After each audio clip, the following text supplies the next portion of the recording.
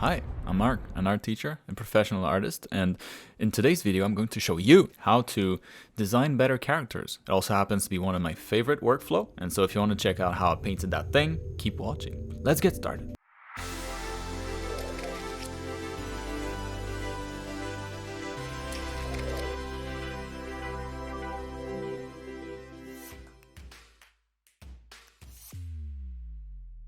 Alright, welcome to a new free video tutorial, and this week we're going to be tackling character design. Wait, I lied, it's not free. As payment, I'm gonna have to require you to destroy the like button and join our art gang by subscribing to the channel. We're closing in on 500,000. Let's get it. Okay, so the structure of the video will be based on the 7 fundamentals of art that I discussed in a popular video that I posted a few weeks ago. So go check out that one first if you're not familiar with your art fundamentals. You can find a link in the top right corner of the screen and down in the description below. I recommend learning the fundamentals in the order I introduced them in that video, but this video that you're watching right now is more advanced, so I'll be breaking the order a bit when applying them. Disclaimer, this isn't a workflow that I would recommend to my students or anyone looking to improve quickly as an artist, because it's really like juggling with 7 balls right from the start. It's always best to start with a few at first and gradually make your way up there. If you have some experience though, then hell yeah, you should totally try this. It's my favorite workflow and it's a ton of fun. Now, I'll be using the fundamentals of art to highlight the various steps of the character design process and how those are actually applied beyond the theory. And let's just get started. Alright, so the first thing might be a little bit counterintuitive,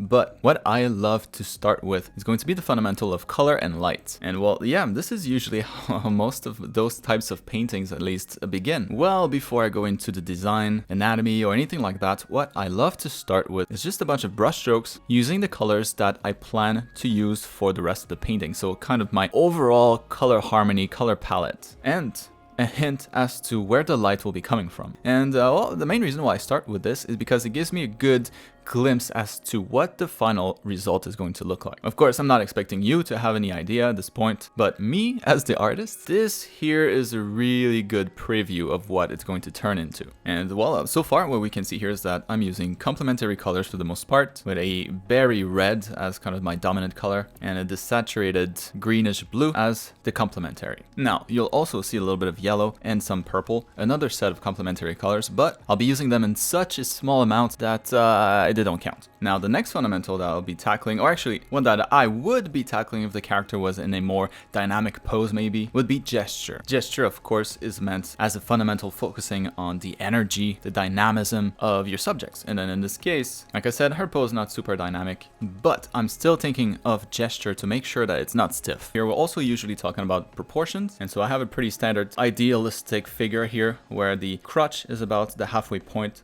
of her height. Of course, real humans will have much shorter legs than this. But yeah, quickly moving on from gesture, let's talk about construction. So construction, very, very, very important. You can ignore the disc that she's got on her stomach here. But yeah, this is pretty much the level of construction that I'll usually use for most of my characters. A couple of spheres here for the torso. And then I quickly put guidelines for like my joints, where those are going to land. And then by now, after a lot of practice, I'm able to kind of trace the rest that you see here pretty quickly. But it just goes to show that even professional artists that have been doing this for a long time will still think about the construction of the characters. Although in my case here, most of that construction remains in my head. It doesn't mean that I'm not thinking about it. And then from there, of course, we move on to the fundamental of anatomy. In my case, the line is a little bit blurry between the two, but for anatomy, we really focus on kind of like the features of the character. The face will be one of those, the little subtleties in the anatomy. For example, that little line here and how it suggests kind of the continuation of the sartorius muscle running along the leg like this and attaching in front of the knee. How from the front here, we're able to see part of the glutes in the back,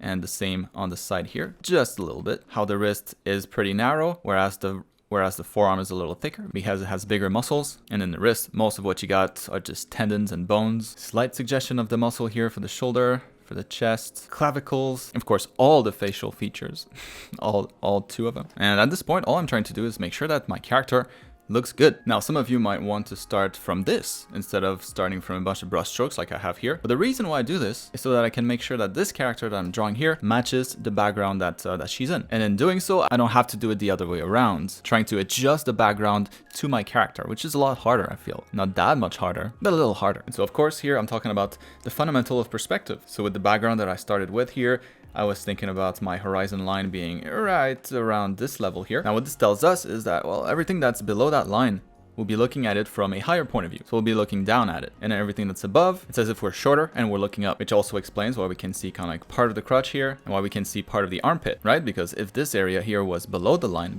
below the horizon line, we'll be looking at the shoulder from above. And so we wouldn't be able to see underneath. In this particular case, it's pretty simple, pretty straightforward, but I'll just want to make sure that I keep reminding myself of where the horizon is so that I can draw the different body parts in the right perspective. Otherwise, the drawing won't work. So we've already gone through a lot of different fundamentals, but now we can start talking about the one that this video features, design. When it comes to design, I love bold shapes. I love bold designs. And bold designs often come from the simplest of shapes.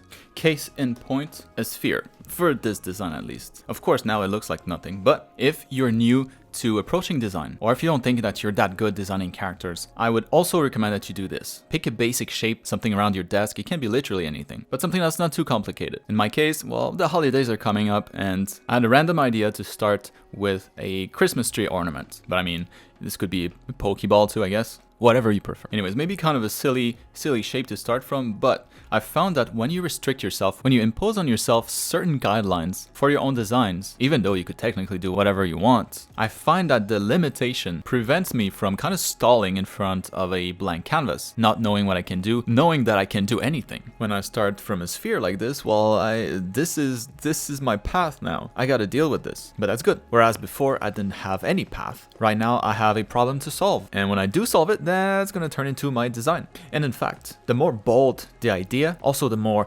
nostalgic it is, the more it reminds people something, the more emotional connection they can make with the design, the more successful it'll be. Going back to the core of design though, what was that Christmas ornament that I used in the context of this design? It was my first reference, and that is the key here. References. Design is all about using different references. Of course, here we're starting from a simple reference, but as we make our way through the rest of the design, when we start to zoom in here and figure out all of this stuff, more likely than not, we'll have to bring in different references. And so here I wanted her to be somebody that fights with a sword. And so I was looking up different references for swordsmen in medieval times, what their armor looked like, not for the shoulder pads, of course, but for information as to how everything is connected within the silhouette of the character herself. So like I keep repeating every single video that I make, always use references if you don't know something, if you have any question, if you're not sure of something, if you think it might be one way, but you're not 100% sure, look it up. Look it up. Always look it up. Once you've found all those references to help you complete your design. Of course, just slapping a bunch of details on there is not going to look good. Design is all about how we organize those details. And while yes, my dominant shape is going to be the circle or the sphere, we have it right here, kind of a belt buckle stomach pad thing, even in her haircut, or here on the sword, and eventually in more places. But in art, to build interest, to make interesting things, you need contrasts, different types of contrasts. And certainly in this case, in the case of design, contrasts and shapes. So if everything was round, it'd be kind of boring, which is why I decided to include different types of shapes in here. So my secondary shape is going to be those pointy bits. The sword itself, pointy.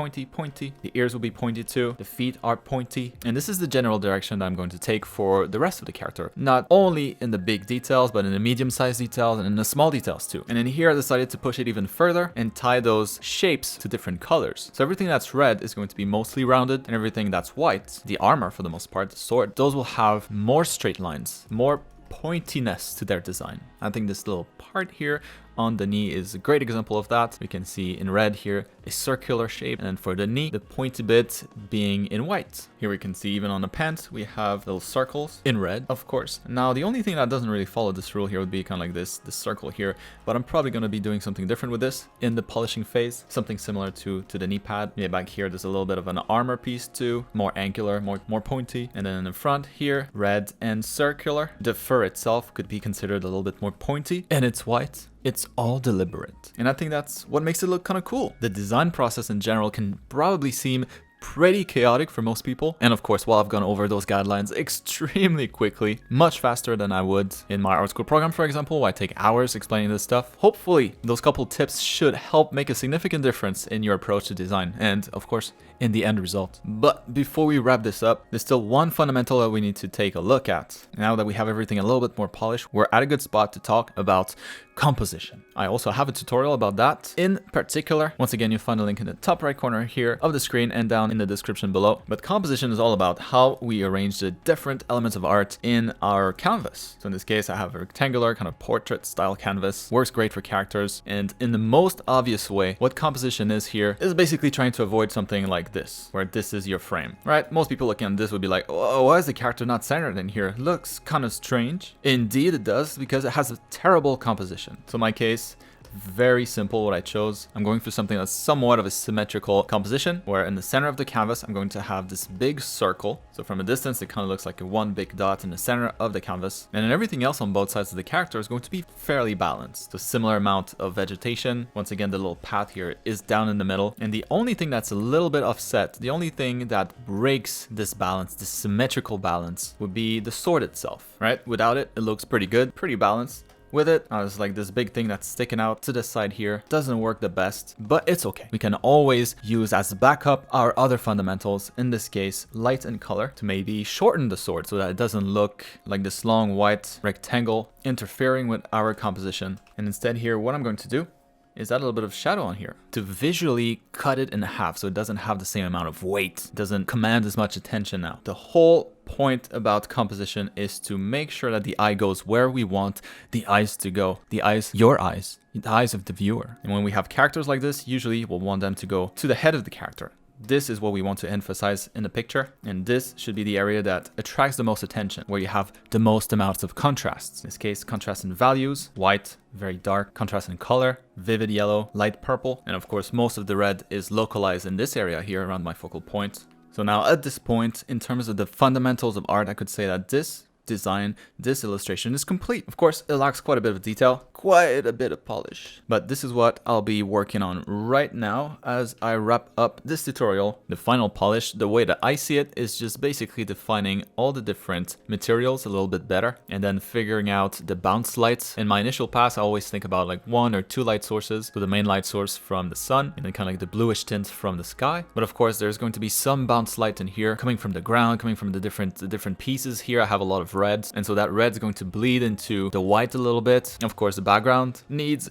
quite a bit of work. Those are all the things that I keep in mind when I tackle something like this. And then for all the technical skills that I've used here throughout the process, because this video is definitely more about process. But for tutorials on those specific skills that I used, you can find a link to a bunch of them in the video description. They're pretty great, if I dare say so myself. But yeah, I hope now at least that the process makes a bit more sense. What goes into my mind when I tackle a project like this? Which of course, my mind is not unique. A lot of other artists will also tackle things in a very similar way. And now, knowing all this, I hope it helps you. What we ended up with here is kind of a silly design in a way, but it's pretty memorable. It's pretty striking, right? So I'm thinking that when she fights, you know, that those things probably go up a little bit to get out of her way. Maybe they can emit some sort of protective shield, energy shield. It could totally work. In any case, as usual, if you end up designing something cool, or if you follow any of my other tutorial and you end up loving the result, I would love to see what you got. So don't hesitate to tag me on social media on Instagram and on Twitter. I love to reshare my stories and retweet to send some of my own traffic your way. Also, if you want to grab my brushes for free, and actually most of the brushes that I used for this particular